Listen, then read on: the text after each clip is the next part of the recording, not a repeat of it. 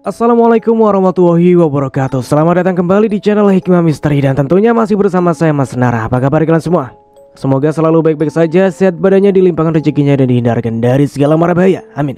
Di kesempatan kali ini saya akan menceritakan sebuah cerita horor dengan judul Pembalasan Gadis yang Diperkosa, melanjutkan dari part kemarin.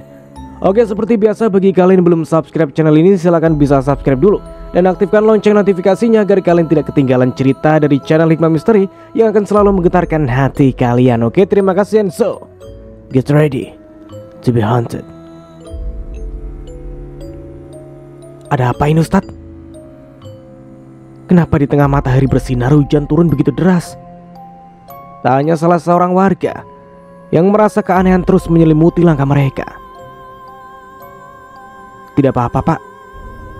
Bukannya sering hujan di tengah matahari bersinar seperti ini, saut Ustadz Fatih, meski sebenarnya dirinya pun merasa ada yang aneh. Dan duar, astagfirullah.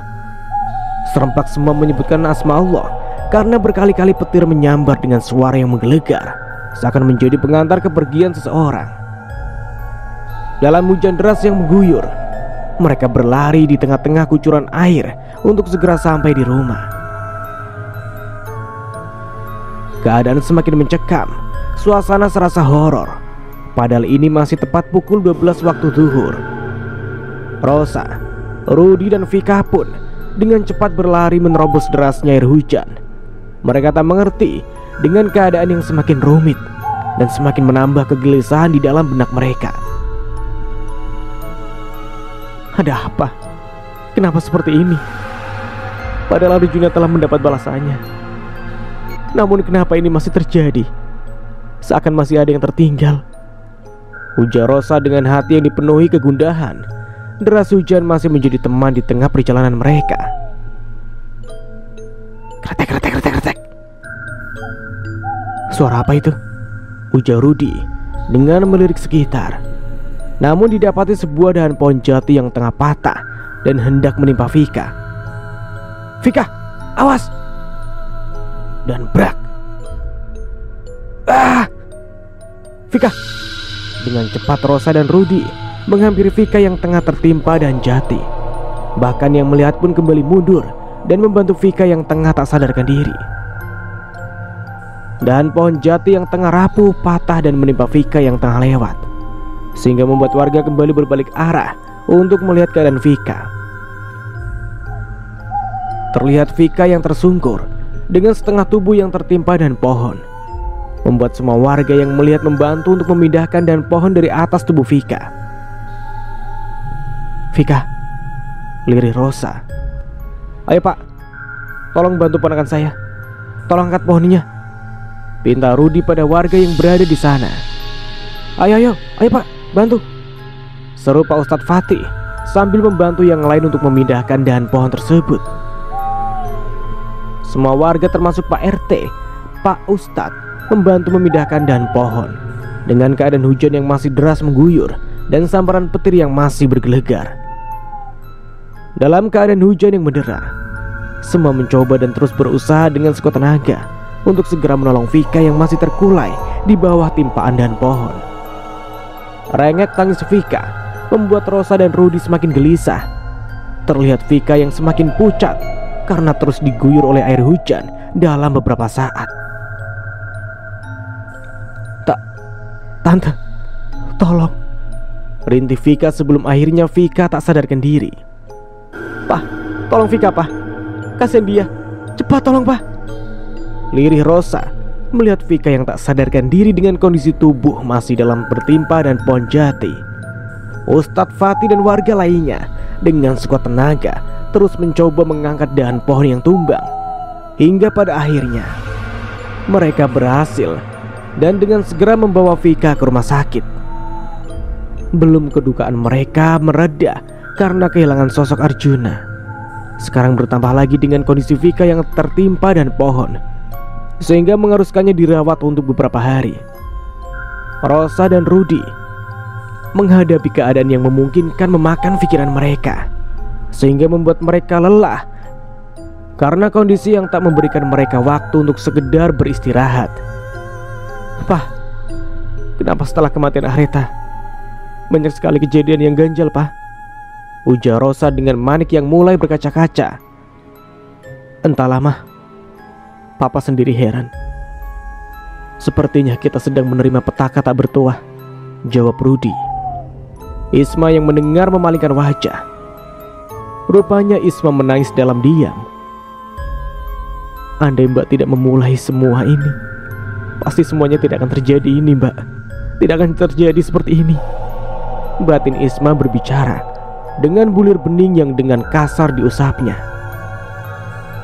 Iya, andai Vika dulu merestui hubungan Panji dan Ahreta, juga tidak berusaha membuat kebencian muncul dalam diri Ahreta, mungkin semua tidak akan terjadi seperti sekarang. Memang Vika bukan bermaksud membuat hati Ahreta tersakiti dengan sikapnya. Hanya saja dorongan yang membuat Vika melakukan semua itu. Hendarto dan Chandra, orang tua Alinda, mereka yang selalu membantu keluarga Panji dan Vika di saat mereka sedang hancur. Dan Hendarto sebagai penolong akan memberikan bantuan dengan syarat Vika harus menjodohkan Panji dengan Alinda. Alinda yang sudah sebelumnya terpesona dengan sosok Panji, yang seringkali melihatnya saat berada di acara tertentu. Namun Panji tidak sama sekali tahu akan hal yang itu. Panji tidak mengetahui akan perjodohannya, yang hanya menjadi sebuah balas budi atas bantuan yang mereka dapatkan. Setelah kematian Ahreta, Vika menjadi seseorang yang pendiam. Sikap arogannya berubah menjadi sosok yang jauh berbeda. Entah penyesalan atau apa yang membuat Vika sangat merasa bersalah. Tan, Om, tangan Mbak Vika bergerak, ujar Isma yang sedari tadi menggenggam tangan Vika. Vika pun perlahan mengerjap dengan sisa tenaga yang masih ada. Vika berusaha mengucapkan sebuah kalimat, namun bibirnya seakan sulit untuk berbicara. Istirahat dulu sayang, kamu masih lemas, ucap Rosa dengan membelai lembut pucuk rambut Vika. Tan, aku panggilkan dokter dulu ya, kata Isma meminta izin pada Rosa. Iya sayang. Isma dengan langkah cepat mencari dokter perawat kakaknya. Dengan perasaan senang dan berbaur campur, Isma merasakan ada sesuatu di balik kejadian-kejadian yang menimpa keluarganya. Oke, kita kembali ke sudut pandang Winda. Malam telah larut. Setelah acara tahlilan Ahreta, semua keluarga tidak dapat berbincang seperti biasa. Tepat pukul 9 malam, saat kami semua hendak beristirahat, kami sedikit terganggu dengan keadaan Arjuna yang menghilang tanpa sebab. Saat kami semua sedang dilema dengan keadaan, terdengar suara deru mobil yang datang. Namun Isma yang kala itu tengah berkumpul bersama keluarga lainnya. Dia menghampiri ayah dan ibu dengan memberitahu kedatangan Tante Rosa dan suaminya. Tante Rosa dulu adalah istri sahabat ayah, yaitu ayahnya Arjuna. Om Adriana Provitna adalah salah seorang dari satu perusahaan yang menjadi kebanggaan ayah atas kejujuran dan kedisiplinan dalam pekerjaan. Bisa dibilang sangat konsisten. Dan sejak Om Adriana meninggal, ayah selalu membawa Arjuna ke rumah kami dan tinggal seatap. Win, seru ibu membuatku tersentak dari lamunan. Kamu kenapa bengong? Ayo, kita ke depan menemui tante kamu. Iya bu. Jangan terlalu banyak pikiran sayang. Biarlah yang berlalu tetap menjadi sebuah pelajaran. Kita harus tetap ikhlas meski hati kita masih terluka, ucap ayah dengan menggusar rambutku. Aku hanya tersenyum menanggapi ucapannya. Kami pun menemui Tante Rosa dan suaminya. Namun baru saja ibu dan ayah tepat di pintu depan. Tante Rosa dengan wajah yang telah pucat bersimpu di kaki ayah dan ibu sambil terisak. Loh, Rosa, ada apa ini? Ibu yang terkejut dengan perlakuan Tante Rosa. Rosa, bangunlah. Ceritakan ada apa ini? Kamu tidak pantas melakukan ini, timpal ayah yang mencoba membuat Tante Rosa berdiri. Bian, Hilma, saya mohon bantu saya menemukan Arjuna, mohon Rosa dengan memeluk kedua kaki ibu. Apa maksud ucapan kamu itu, Rosa? Tanya ibu yang tak mengerti maksud dari perkataan Tante Rosa. Ya, aku tidak memberitahu ibu dan ayah atas kehilangan Arjuna dan Bambang yang secara tiba-tiba. Dan aku juga tidak hirau akan apa yang terjadi pada mereka. Winda, apa kamu tidak cerita kepada orang tuamu? Tanya Om Rudi, suami Tante Rosa. Untuk apa aku ceritakan pada ayah dan ibuku? Toh semua yang terjadi atas perbuatannya sendiri. Dia pantas kok mendapat balasan yang setimpal dengan apa yang dia lakukan. Ujarku dengan rasa kesal yang menjalar. Baru kehilangan anak segitu aja sudah sampai bersimpu di kaki ibu. Apalagi kalau dia melihat bagaimana perlakuan anaknya pada adikku. Winda, bicara apa kamu ini? Jaga sikapmu. Dia tante kamu. Bentak ayah dengan mencekal pergelangan tanganku. Aku hanya diam tak menjawab. Memangnya ada apa? Maafkan Winda, dia tidak cerita apapun kepada kami. Maafkan dia juga jika berlaku tidak sopan. Ucap ayah dengan meminta maaf pada kedua orang yang tengah menatap sendu padaku. Bian, Arjuna menghilang. Lirih Tante Rosa dengan air mata yang semakin mengalir deras di pipinya. Apa? Menghilang?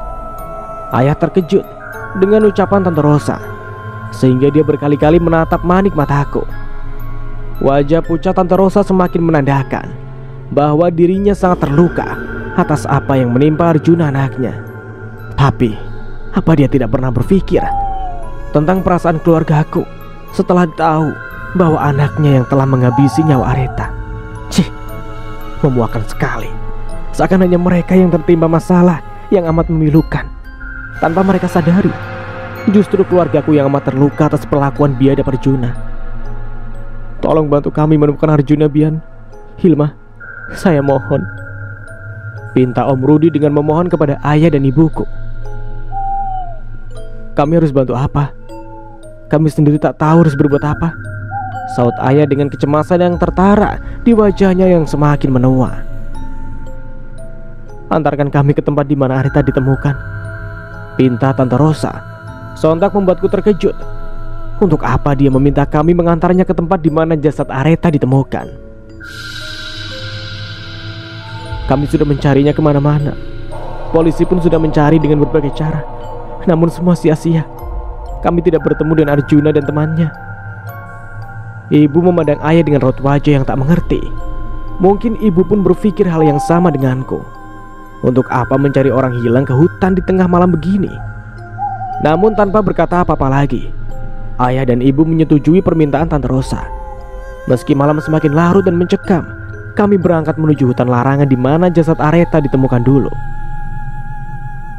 Isma, Tante titip ponakan Tante Rina dan Rani ya. Mungkin sebentar lagi Susi dan Dodi akan kembali karena Winda harus menemani kami. Ucap ibu pada Isma dengan berpamitan dan menitip adik sepupuku yang ditinggal Tante Susi keluar membeli susu untuk mereka. Baik Tante. Kami pun meninggalkan rumah dengan perasaan yang sama-sama sulit diartikan. Permintaan Tante Rosa sangat membuat pikiranku terganggu. Selarut ini dia mengajak kami untuk mendatangi hutan yang sama sekali jarang terjamah orang. Setelah sama-sama memutuskan untuk pergi ke hutan larangan, kami pun dengan hati penuh tanda tanya beranjak memasuki kendaraan kami. Meski penuh kegelisahan, setelah semua masuk dalam kendaraan roda 4, mobil pun langsung berselancar dengan bebas karena keadaan jalan yang sudah lenggang. Namun, setelah mobil akan memasuki perempatan, mobil Tante Rosa tiba-tiba berhenti. Kemudian terlihat mobil lain datang menghampiri. Namun aku tidak tahu siapa pemilik mobil tersebut, dikarenakan kendaraan kami berada paling belakang. Mobil siapa ya? Kok sepertinya hendak ikut bersama kita? Tanyaku pada ayah saat sebelum menyadari siapa yang berada di depan kami.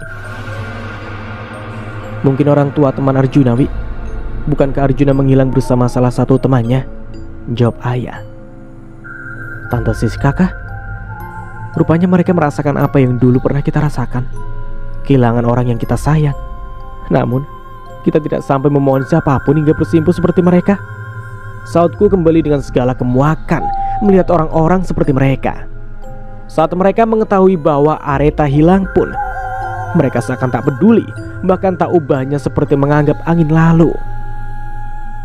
Sudahlah Win, kamu tidak boleh terus seperti itu. Mereka sudah mendapat balasan atas perbuatannya. Kita berdoa yang terbaik untuk mereka sekarang.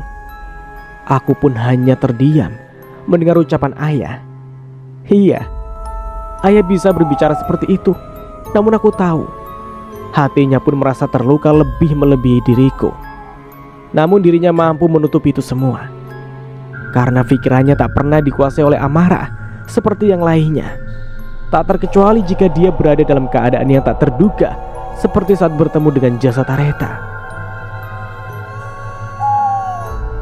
Ampuni aku, maafkan aku. Tak lama dalam perjalanan, kami pun sampai di tempat tujuan.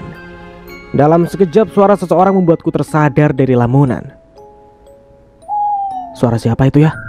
Bu, di tengah hutan seperti ini masa ada orang? Bukankah ini hutan yang jarang terjamah manusia?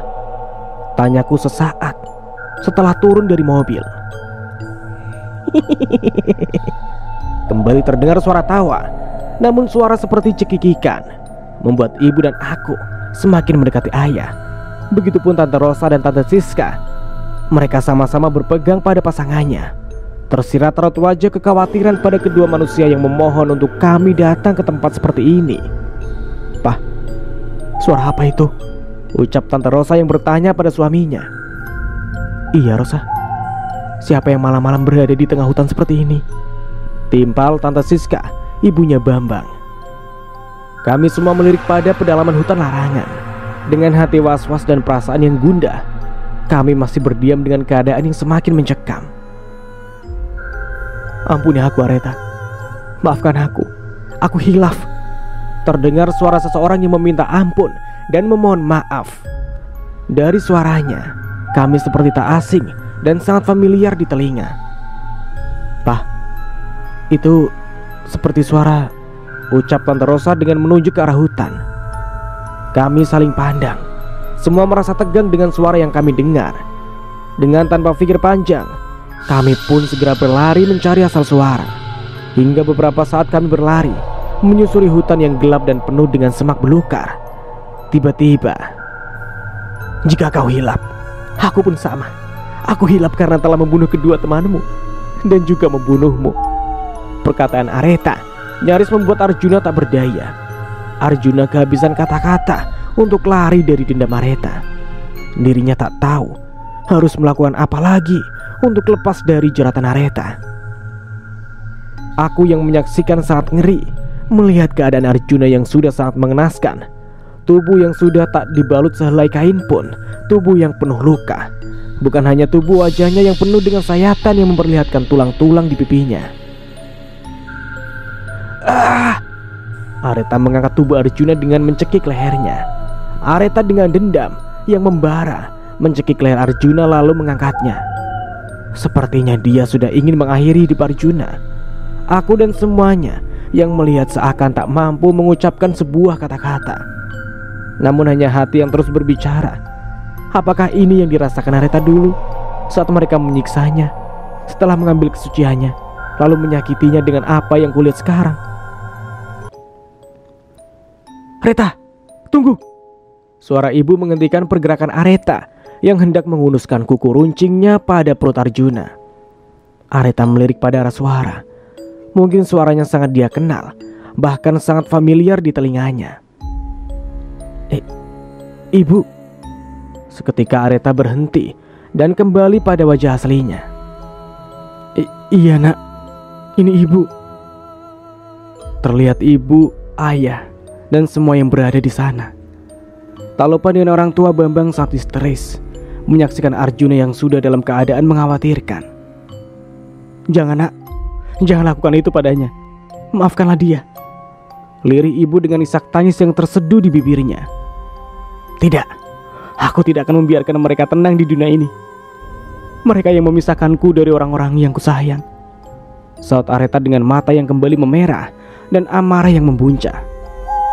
"Jangan Retha, kamu anak baik nak. Jangan kamu lakukan hal yang sama dengan apa yang mereka lakukan padamu. Itu sama saja.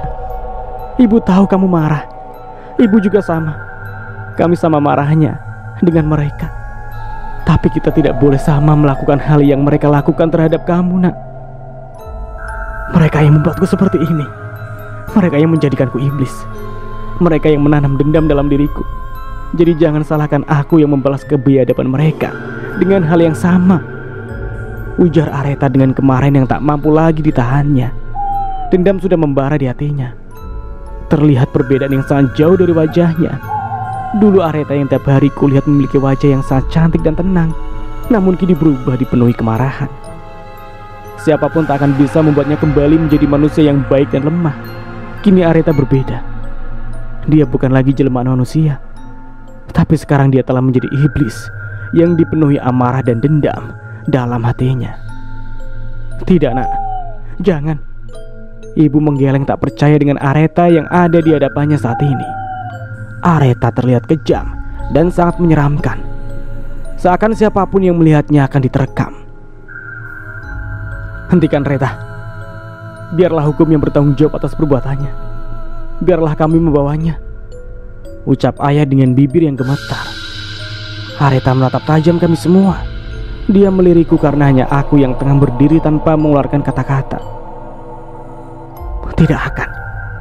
Tidak akan aku biarkan siapapun menghalangi niat balas dendamku, tegas Aretha dengan suara yang berat dan parau.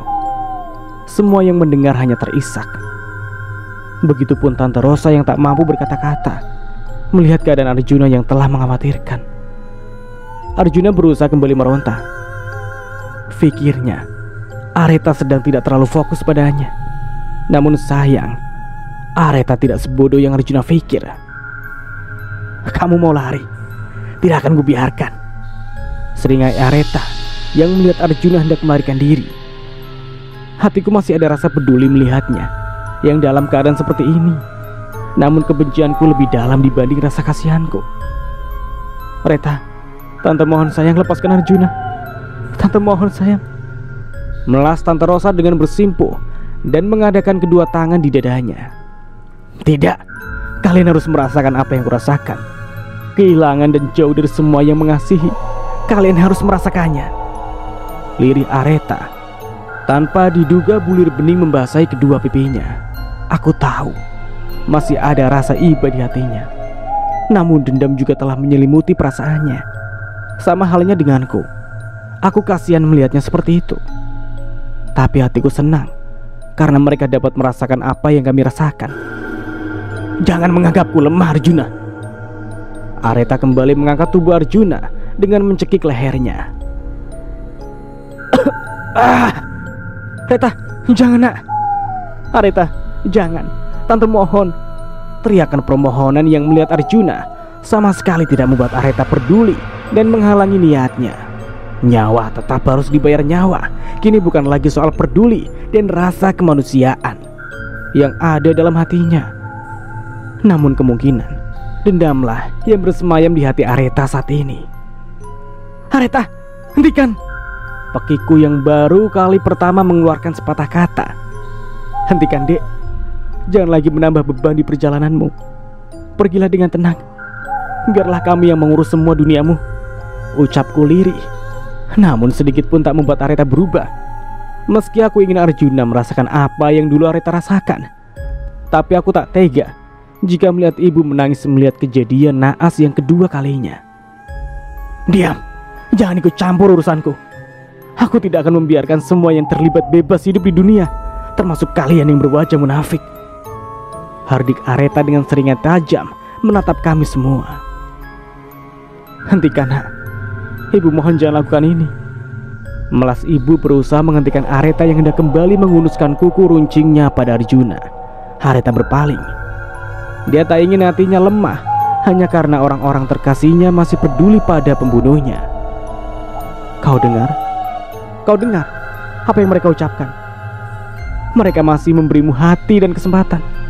Mereka masih menyimpan empati dan rasa kasihan padamu, tapi tidak denganku, ujar Aretha yang semakin mengeratkan cekikan tangannya pada Aretha. Membuat ibu dan ayah dan semuanya semakin terseduh. Tante Rosa dan Om Rudi pun terisak melihat keadaan anaknya yang seakan sekarat di tangan sosok Aretha. Arangan Arjuna sangat membuat Tante Rosa sesak. Tangis pilunya menjadi nyanyian di tengah hutan belantara yang sunyi dan mencekam. Semua melihat bagaimana kondisi Arjuna yang semakin lemah di tangan Areta. Kau harus mati. Kau harus menebus semua yang sudah kau lakukan padaku. Imbuh Areta dengan mata yang menyala-nyala dan wajahnya yang semakin menyeramkan. Ah! Tidak! Semua histeris melihat Arjuna yang terkulai tak bernyawa. Semua menyaksikan bagaimana Areta mengakhiri hidup Arjuna dengan rasa sakit dan siksaan yang sepadan. Pagi menyapa dengan sinar matahari yang indah. Suasana pagi hari di kota Kawang Tanah, meski terbilang kota yang tengah penuh dengan pemukiman warga, namun di sana dalam keadaan tentram dan tenang. Di pagi hari yang menyiratkan sebuah kedamaian, dikala semua orang yang akan membuka lembaran baru, aktivitas yang baru, dengan segala pikiran yang tengah kosong karena lekas beristirahat. Tapi itu semua tidak berartikan apa-apa bagi keluarga yang tengah berduka atas kepergian orang-orang terkasih mereka. Pin, suara seseorang tengah memanggil Winda yang sedang sibuk dengan roti tawar ditaburi selai stroberi di meja makan. Winda hanya menoleh tanpa berucap sepatah kata apapun. Kamu kok dipanggil di aja? Gimana sayang? Apa kamu sudah baikan? Tanya Hilma dengan senyuman yang kembali di wajah cantiknya. Ada apa, Bu? Winda baik-baik saja. Alhamdulillah tubuh Winda udah kuat lagi kok. Ya sudah, syukur kalau begitu. Tapi kamu belum mau ngantor kan sayang? Sepertinya besok, Bu. Winda baru masuk. Tadi sudah bilang kok sama Pak Rian. Baiklah, Ibu berangkat kerja dulu ya. Nanti Ibu usahakan pulang lebih awal. Winda hanya mengangguk menanggapi Hilma yang berpamitan untuk berangkat ke kantor. Setelah kejadian di mana Winda dan keluarga ke hutan larangan, setelah kembali ke rumah, Winda mengalami sakit yang tak kunjung sembuh. 1 bulan sudah tragedi pembalasan Areta pada pembunuh-pembunuhnya, dan mereka merasa semua telah berakhir dan Areta telah tenang di alam sana.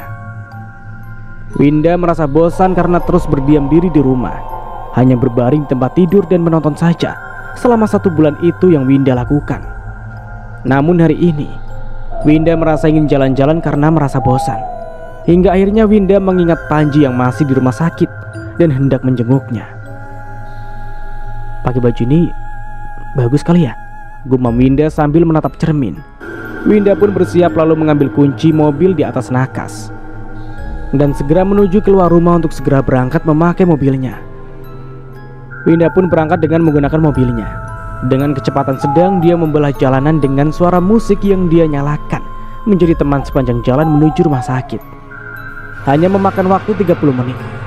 Winda sampai di rumah sakit dan langsung menuju ruangan di mana Panji berada. Tok tok tok tok. Ceklek.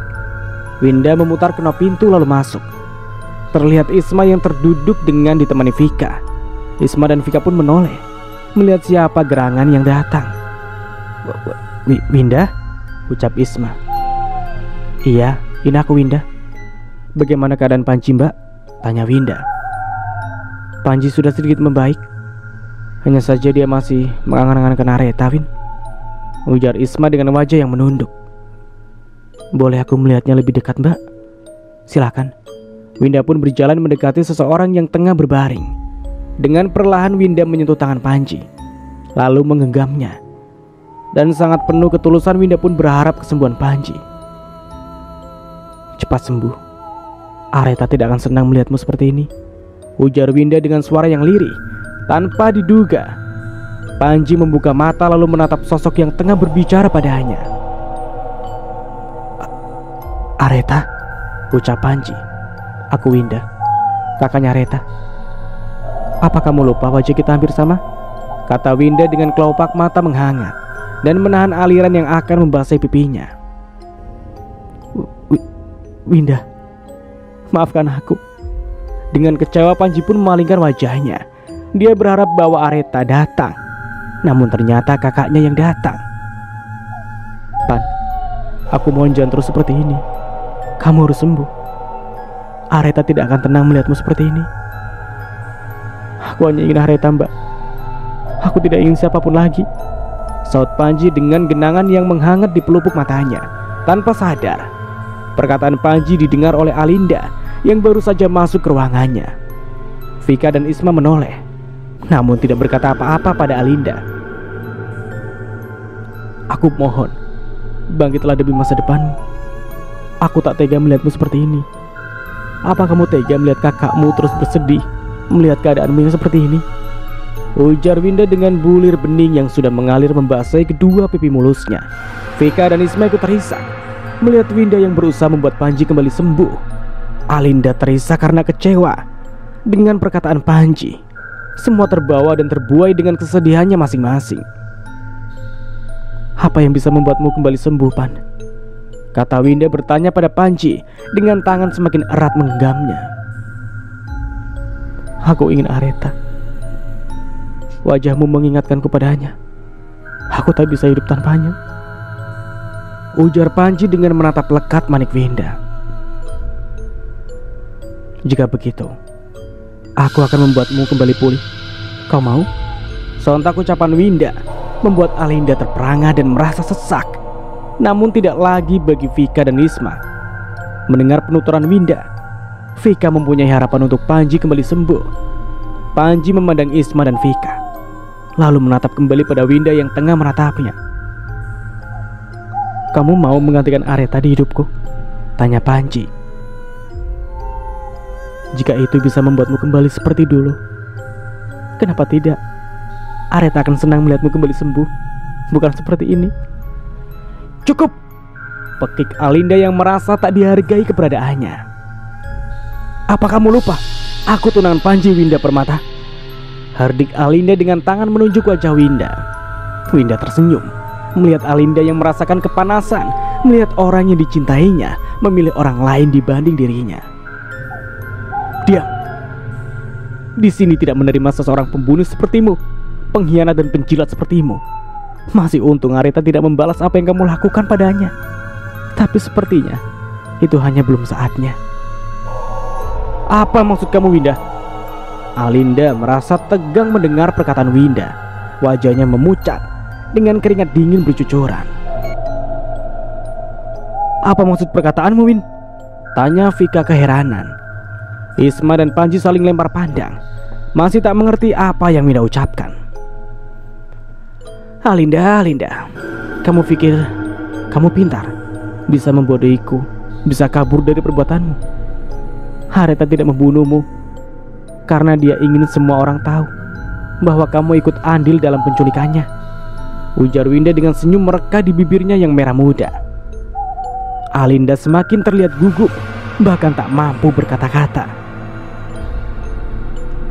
Apa kau lupa? Di HP Arjuna masih tersimpan semua pesan-pesan yang kamu kirim. Di sana semua bukti kejahatan kamu telah diketahui semuanya. Bahkan Tante Rosa dan ibuku telah mengetahuinya. Alinda semakin menegang mendengar kalimat demi kalimat yang Winda katakan. Ya, setelah kepergian Arjuna, sebelum akhirnya Winda jatuh sakit, Winda telah menyelidiki semuanya, termasuk semua barang Arjuna. Apa benar yang Winda katakan, Alinda? Lirih Vika dengan menyentuh pundak Alinda, sehingga Alinda semakin tertunduk dan tak bisa melakukan sesuatu apalagi berkata-kata. Bahkan tentang kamu memberi obat perangsang kepada Panji pun aku tahu. Timpal Winda lagi, semakin membuat wajah Alinda memerah menahan amarah. Alinda tak tahan mendengar ucapan Winda yang mengetahui semua rencananya. Alinda pun lari dengan amarah yang ditahannya. Alinda, mau kemana kamu? Vika berusaha menahan Alinda, namun teriakannya tak digubris oleh Alinda. Sudah kak, biarkan saja dia. Nanti kita urus dia setelah Panji pulih, kata Isma menenangkan Vika. Kembali mereka menoleh pada Winda. Pikirannya dipenuhi pertanyaan. Benarkah Winda akan menggantikan Areta di kehidupan Panji? Atau hanya omong kosong saja? Tidak perlu kalian bertanya. Jika memang Panji bisa sembuh dengan caraku, karena dia bisa berharap dengan Areta, aku akan melakukan itu. Aku tidak keberatan jika dia menganggapku sebagai Areta, ucap Winda dengan penuh kepercayaan. Tidak, aku tidak akan melanjutkan hubungan ini hanya karena wajahmu mirip Areta. Aku akan menerima kamu bukan sebagai Areta pula. Aku ingin dirimu bukan sebagai orang lain. Kamu tetap Winda pengganti Areta hidupku. ujar Panji tegas dengan menatap kakaknya dan Winda dengan penuh harapan. Vika tersenyum mendengar perkataan Panji, dan sekarang Panji akan berusaha kembali sembuh demi Winda, penyemangat hidupnya yang baru kembali. Panji akan berusaha menerima Winda sebagai dirinya, bukan sebagai Aretha. Seminggu telah berlalu. Keadaan Panji telah sedikit demi sedikit membaik. Meski terkadang kesadarannya seperti orang yang tak sadar, namun berkat Winda, Panji terus melewati masa pahitnya. Masa yang telah berlalu mereka anggap sebagai pengajaran bahwa hidup tak selalu berada dalam kebahagiaan. Ada kalanya sebuah badai akan menerjang. Winda yang masih sibuk dengan urusan kantornya, juga dengan perasaan yang terus berusaha membuat Panji lekas sembuh. Sesungguhnya dia melakukan ini karena merasa tidak semuanya Panji bersalah. Meski Winda sempat kecewa, tapi dia berusaha membuat hatinya ikhlas jika Aretha tidak berbuat apa-apa padanya. Mungkin karena Panji tidak ada kaitannya dengan meninggalnya Aretha. Mungkin Aretha kecewa atas pengkhianatan Panji, tapi seolah Aretha paham dengan keadaannya. Lepaskan, biarkan aku menemui perempuan lacur itu, perempuan tak tahu diri. Terdengar suara teriakan seseorang di luar ruangan, sehingga membuat Winda terhenyak dari lamunan. Dasar perempuan lacur, kau mencoba merebut calon suamiku. Kembali terdengar suara sosok perempuan yang terus membuat gaduh di kantornya, sehingga Winda memutuskan untuk melihat siapa pemilik suara tersebut. Setelah Winda keluar dari ruangannya, terlihat satpam dan beberapa karyawan sedang menghadang seseorang yang terus meronta meminta masuk. Dengan suara teriakan yang terus mengganggu para karyawan, akhirnya penjaga berusaha mengusir meski dia terus berontak. "Alinda," seru Winda. Terlihat tatapan tajamnya melihat sosok yang membuat kegaduhan di kantornya. Wow, berani banget ya, seorang pembunuh dan dalang penculikan datang ke sini. Sinis Winda dengan senyum mengejek. "Kurang ajar kau perempuan lacur." Alinda hendak menjambak Winda, namun dengan sangat lihai Winda mundur sehingga Alinda terjatuh. Berani kamu datang ke sini dengan mulut kotormu? Hah? Apa kamu sudah tidak punya malu menunjukkan wajahmu di tempat ini? Kau dengar Alinda Carolina Hendarto, perempuan yang telah merebut kekasih adikku dengan cara menyuruh orang menculik adikku hingga dia tewas dengan keadaan mengenaskan. Apa kau dengar Alinda? Hardik Winda dengan tangan mencekal rahang Alinda. Terlihat Alinda yang meringis kesakitan, namun tak bisa melawan. Kau sahabat macam apa? Merebut kekasih sahabatnya sendiri, lalu memberinya obat perangsang agar mau memenuhi nafsu birahimu, nafsu setan yang kau miliki. Apa yang pantas kamu dapatkan? Apa? Hah? Sambung Winda kembali. Kini amarahnya kembali memanas melihat Alinda yang tak tahu malu melabraknya di tempat yang tak seharusnya. Namun Winda bukan orang bodoh yang bisa dipermalukan oleh Alinda. Justru Alinda yang malu karena Winda melawannya. "Diam kau!" sentak Alinda. "Kenapa? Apa kau takut semua orang mencemooh kamu setelah mereka tahu betapa buruknya dirimu yang berwajah cantik ini?" Alinda terlihat geram dengan Winda. Namun semakin dia melawan, semakin Winda membongkar semua kebusukannya. Dengan rasa marah dan malu, Alinda pun berlari meninggalkan kantor Winda. Namun saat memasuki mobilnya, Alinda dikagetkan dengan sosok yang telah berada di belakangnya. "Ah!" teriak Alinda yang terkejut melihat sosok perempuan yang tengah duduk di kursi belakang kemudi miliknya. "Kini giliranmu," suara bisikan seseorang terdengar sayu di telinganya. Alinda pun membuka mata, namun tidak ada siapa-siapa di sana. Dengan perasaan cemas, Alinda pun menyalakan mesin mobil, lalu melajukan dengan kecepatan tinggi. Di tengah perjalanan dengan terik matahari yang tengah di atas kepala, Alinda merasakan sesuatu meniup lehernya. Wush! Alinda menatap ke belakang mobil. Namun betapa syoknya saat matanya melihat sosok yang amat ditakuti tengah berada di hadapannya. Dengan wajah yang hancur, kulit mengelupas, dan bau busuk yang menyengat dengan bercampur bau amis menyeruak di seluruh ruangan mobil yang dilajukannya. "Ah!" Alinda syok dan terkejut sehingga membanting setir mobil dan lepas kendali. Dan brak! Suara kendaraan menabrak sebuah pohon terdengar jelas, sehingga membuat warga yang tidak melihat pun menghampiri dengan perasaan terkejut dengan suara yang amat keras. ada kecelakaan. Ayo kita lihat. Suara bapak-bapak mengajak warga lainnya untuk melihat mobil yang menabrak sebuah pohon pinus yang bertengger di pinggir jalan. Cepat, panggil ambulan dan bantu korban keluarkan dari dalam. Warga tergopoh-gopoh menghampiri dan membantu memanggilkan polisi juga pihak rumah sakit. Dengan keadaan yang ramai, membuat jalanan sedikit macet karena batang pohon yang roboh tumbang di tengah jalan. Alinda dibawa ke rumah sakit setelah ambulan tiba. Namun setelah Alinda dibawa, seketika datang polisi untuk memeriksa bagian kendaraan. Di saat polisi tengah membatasi garis kecelakaan, tiba-tiba sebuah mobil berhenti dan melirik mobil yang tengah hancur tertimpa dahan pohon. Seperti mobil Alinda, gumam Vika. Iya mbak, dari platnya aku hafal, itu mobil Alinda, saud Isma. Pak, di mana pemilik mobil kecelakaan ini? Tanpa menjawab, Vika memanggil salah seorang polisi untuk ditanyainya. Korban sudah dibawa rumah sakit bu, apa ibu mengenalnya? Tanya polisi yang bernama Rizik. Apa korbannya perempuan pak? Iya bu. Ya sudah, terima kasih ya pak, saya permisi. Sama-sama. Vika dan Isma pun kembali melanjutkan mobilnya. Meski masih berpikir, siapa yang memakai mobil Alinda? Alinda sendiri atau Tante Chandra? Coba mbak hubungi Tante Chandra. Jika Tante Chandra ada, sudah pasti Alinda. Sekalian kita beritahu bahwa dia kecelakaan. Kamu benar juga. Vika pun mengambil HP-nya lalu mencari nomor ibunya Alinda. Setelah ketemu, Vika langsung menekan tombol hijau untuk memanggilnya. Dan telepon pun tersambung. Halo Tante, apa Tante baik-baik saja? Sapa Vika sesaat sambungan telepon tersambung. Iya Vika. Suara Chandra di seberang sana terdengar isak tangis saat Chandra menjawabnya. Loh, Tante kenapa? Alinda Fik, Alinda kecelakaan, ujar Chandra dengan suara sesenggukan. Jadi yang tadi kecelakaan itu Alinda. Ya sudah, Vika ke rumah sakit sekarang ya Tan. Vika pun memutuskan sambungan telepon tanpa menunggu jawaban Chandra.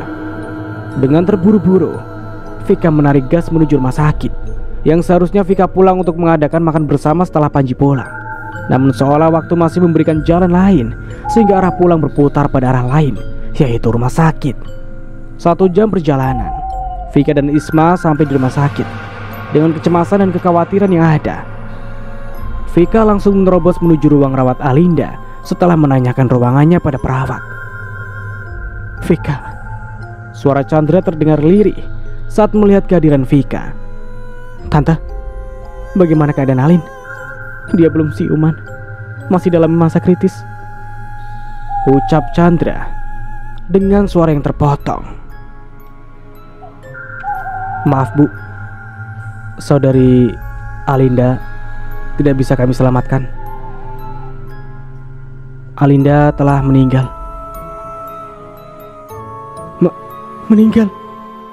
Suara Chandra terguguk mendengar kabar duka yang dokter sampaikan. Bagaikan disambar petir di siang hari, sesak dan pahitnya yang Chandra rasakan, anak satu-satunya harus meninggal. Alinda! Chandra lari memasuki ruangan Alinda.